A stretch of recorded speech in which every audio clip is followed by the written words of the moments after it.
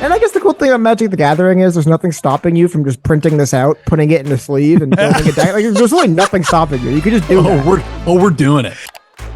While Oaks of Truth is in play, bury all progmos. Next one is an enchantment. This is Celestial Thinking. Once a turn, go to your local card shop and start converting people. We'll know we have made it when Garrett W. Gong holds up a real card. This is gonna be the best day ever. This is gonna be the best day ever. Wake up. Welcome, ladies and gentlemen, back to Ward Radio. I am your host, Cardin Ellis, and today I'm joined via Zoom by none other than Jonah Barnes, Ward Librarian, the Associate Professor of all things apocryphal, as well as our buddy Cody, our non-member pal, Cody, who's here to give us, some outsider perspective. As an avid fan of Magic the Gathering, we want to show him some gems that Jonah Barnes has found online, principally the new Mormon Magic the Gathering card variants that are absolutely hilarious. Jonah, tell us what on earth is going on. Well, if you liked us for our underwear, you're going to love us for our cards. Just kidding.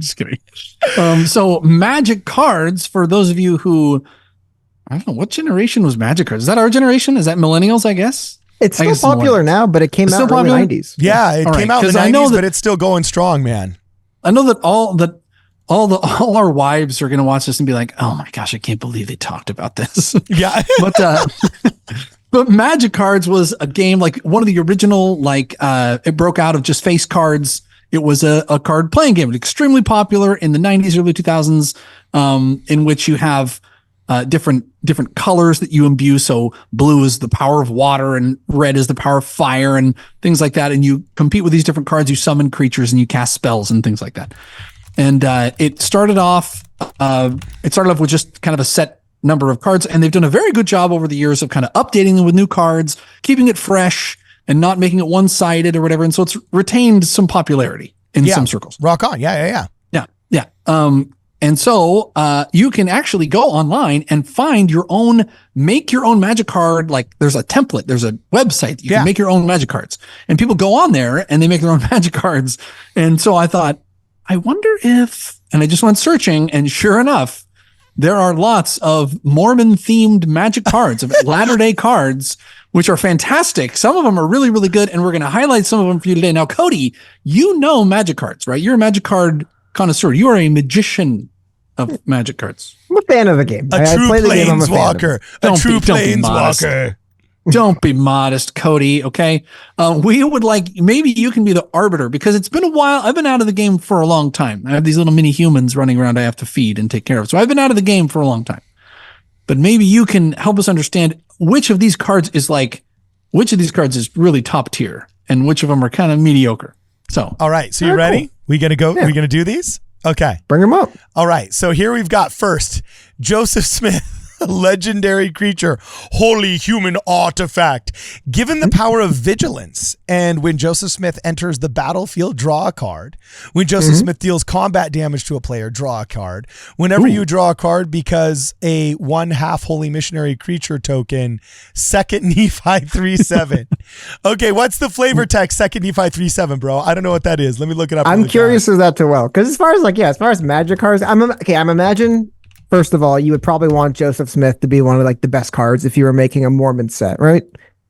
Yes, he'd be one of the juiced ones. Well, they did a pretty good job. This would be, the commander format, which I guess only matters. People care about the game Magic the Gathering, but that's a pretty crazy card. If you want to be a little bit nerdy on you, being in white and blue and having it enter the battlefield, and then being in red with a combat damage trigger with this thing would actually be a menace if this was a real card. And I guess the cool thing about Magic the Gathering is there's nothing stopping you from just printing this out, putting it in a sleeve, and building a deck. There's really nothing stopping you. You could just do that. We're doing it. We're doing it. I'm going to go to the card shop this Friday night and see if I can't just slip in.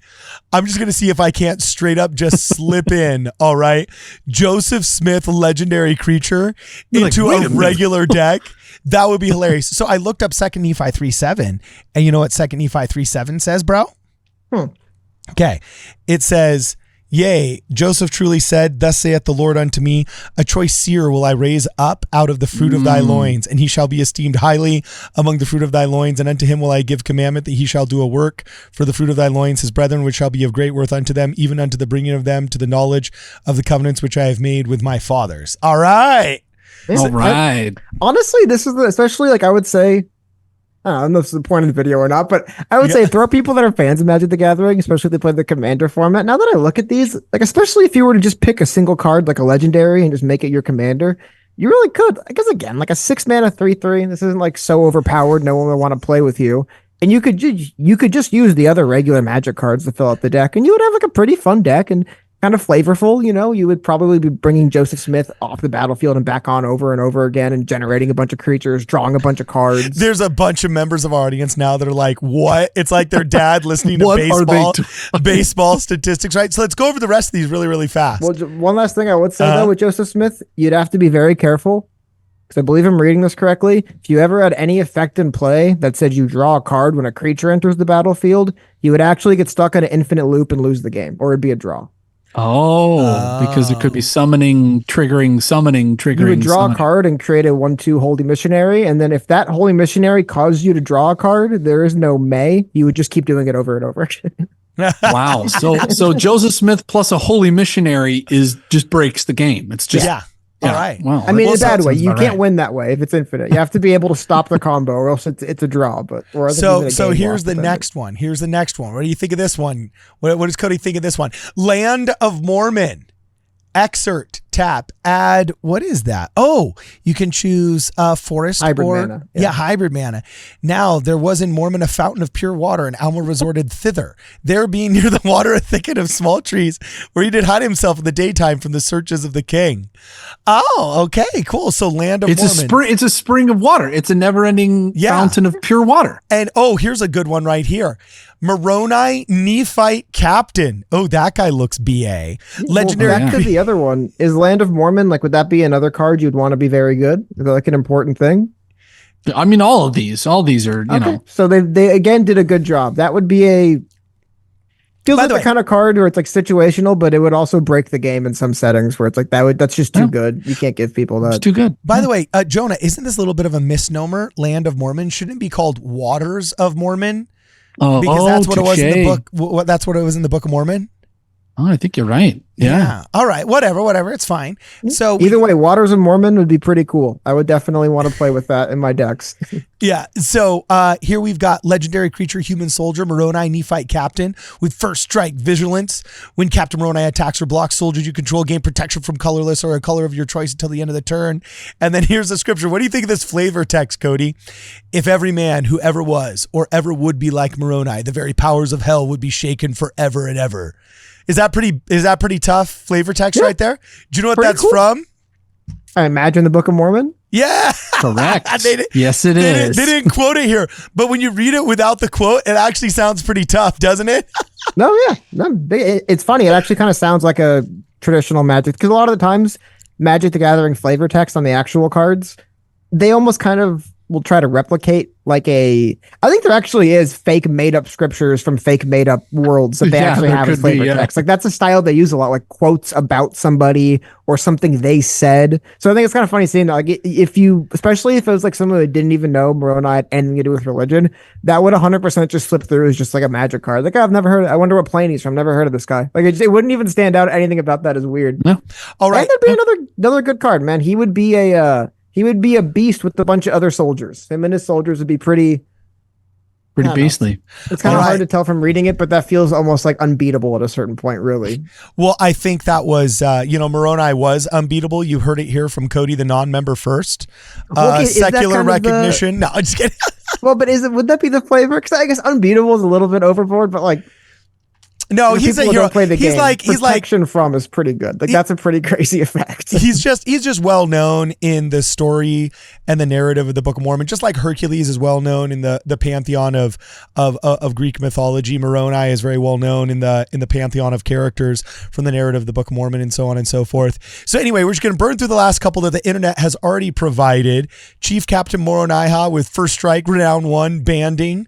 Right. There's also Moroni Strike Force. creature, human soldier with vigilance, you know, and then finally there's Moroni's forts, which is pretty funny because there's actually It's a good one. specific reference to how Moroni built embankments and defensive structures around the Nephites and so on and so forth. So giving him a card that has blocking creatures you control, gain 1/1. That's pretty good for 3 mana. Yeah. I'm looking at that like, ooh. But here's the new ones. And apparently the new ones are pretty sweet here that just showed up in the Discord. I don't know if these are from the same artist, but did you see the one that said the Book of Mormon? The book Which one? The Book of Mormon, legendary enchantment artifact. Yeah, pick the next 3. We only got a couple more minutes here, Jonah, but pick the next 3 that we're going to go over. This is pretty funny.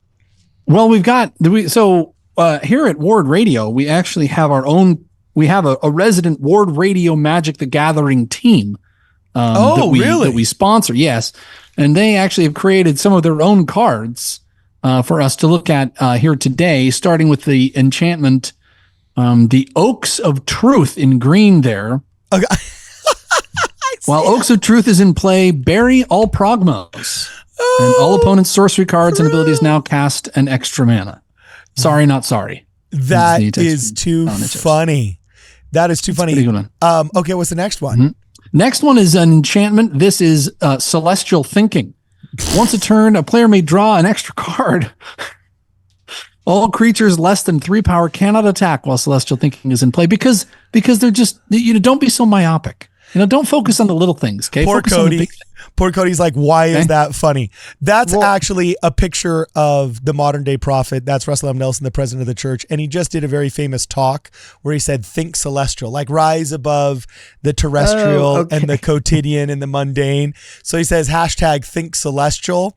And so anyway, now the next say that you got to get really creative to play that card because it doesn't have casting costs. So you have to find a weird way. You have to you have to find weird ways to get into it. You know, we're having to meet the press. Okay, we're having to meet the morning edition here, the morning print. So the next one is the Living Prophet. This one is a painting that was commissioned of Russell M. Nelson riding on that white horse. This is a legendary creature, an avatar wizard for 2 of the sun mana. You can look at another player's hand. And all home teaching cards are replaced with ministering cards. Very powerful ability there. The flavor text says, he has passed through the fire and the abyss, and the enemy shall fear him. He's a 9/9. I'm just saying, 9/9 for 4 mana. Solid. Yeah, dude, solid, that's pretty crazy. So what's really funny is legendary creature, avatar wizard, the Living Prophet. This is really funny because like Cody's like, what are these references, right? Well, the cool thing is the prophet of the Church of Jesus Christ of Latter-day Saints, basically Joseph Smith restored the office of prophet, which has basically been lost since the ancient church, right? And so every president of the church since then is the living prophet. Instead of like ancient prophets, there's living prophets. So it's kind of crazy thinking Russell M. Nelson is the modern Moses, right? But he's also famous for having initiated changing the name of a home teaching program to being called the ministering program. You know, Cody, how every once in a while I go visit like some people in my ward, like once a month, just check in on them and see how they're doing.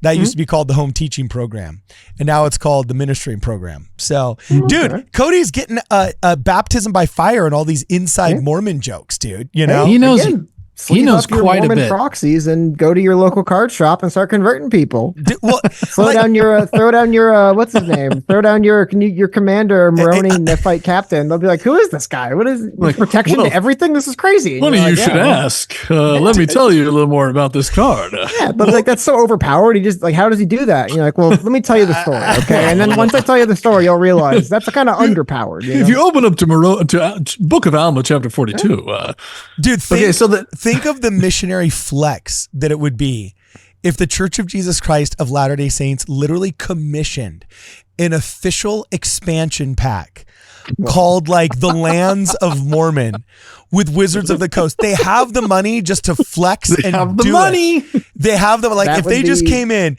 and they said, "Oh, you want to know why the Living Prophet is 9/9?"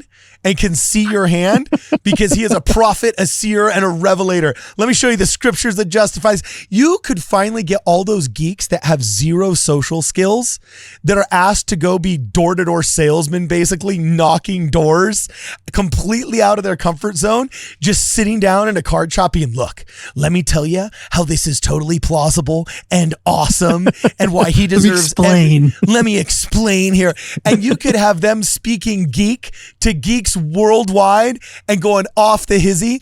And the AI artwork we could commission of Russell M. Nelson literally riding in on a white horse like this would be worth the ticket of entry alone, the price of entry alone. Be amazing. It'd be amazing. I mean, I guess that the cool thing about it being a physical card game where they're just pieces of paper, you could realistically even just print out, they call them proxies, but like homemade versions of actual real Magic cards, same effects, so they're kind of playable, and you just swap out the picture. You could just swap it. You can just put the picture.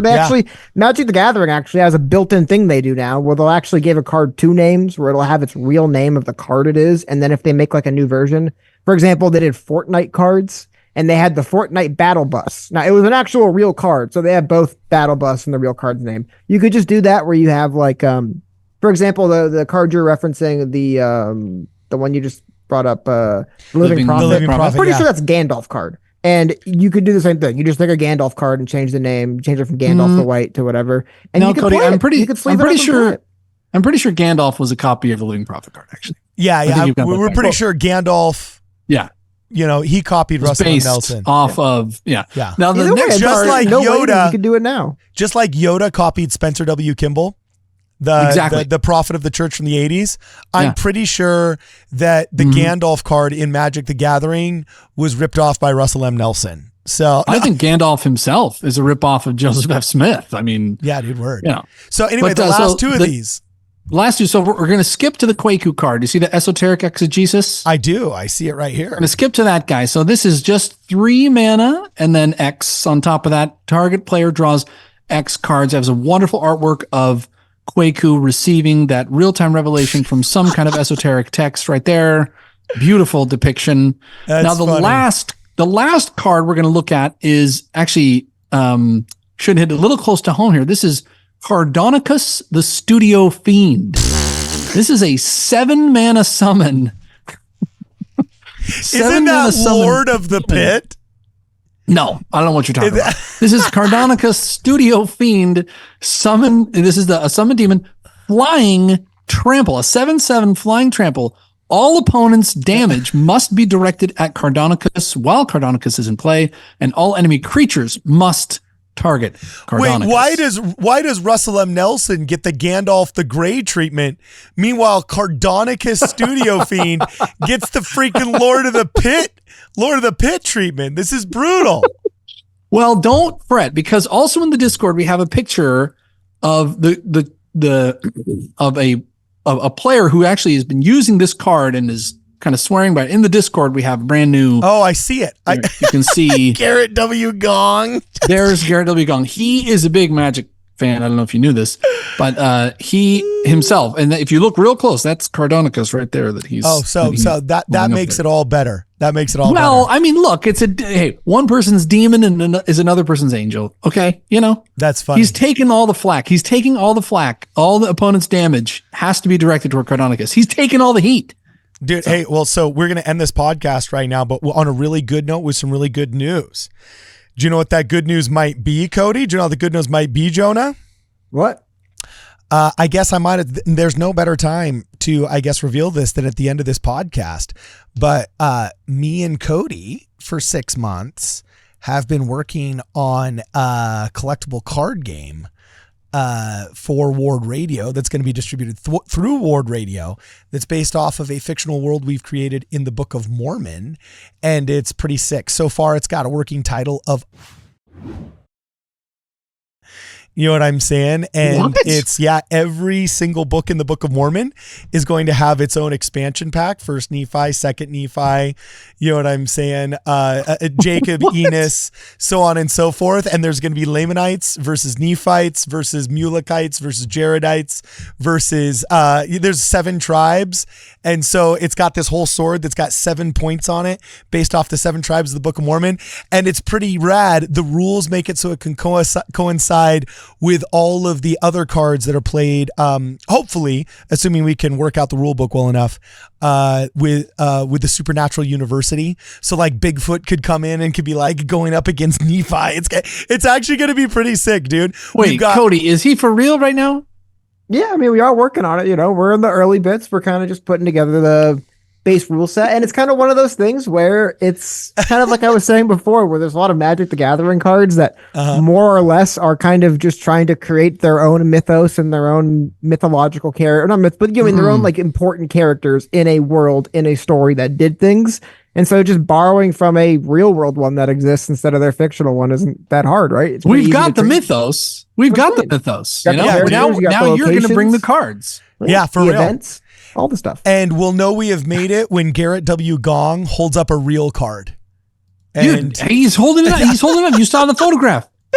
He's a fan. He's playing that right now. He's slamming that down. He's like, oh yeah, Cardonicus, sucker. All right. Boom. So anyway, let's keep the conversation going in the comments below. Let us know what you guys think. Has this spurred your interest in Magic the Gathering, or did you just think this was an absolute geek fest for 15 minutes? You know what I'm saying? If you had a favorite card, please let us know what your favorite card was, because there were some pretty cool ones that we were shown here, and a couple we missed. We missed Nephi, the legendary creature who they named the human barbarian with the gift of prophecy, as well as Nephi, brother of Lehi, the legendary creature and human cleric, also the gift of prophecy. There's a whole entire thing here that a font of diversion that should be tapped into, and we're gonna be doing it here at Ward Radio. So let us know what you guys think in the comments below. Let's keep the conversation going. For this and more, please check us out at wardradio.com. This is gonna be the best day ever. This is gonna be the best day ever. Wake up, top of the morning. The bacon is crispy, the coffee is pouring. My meditation is peeling an orange. The bank says I'm already scoring.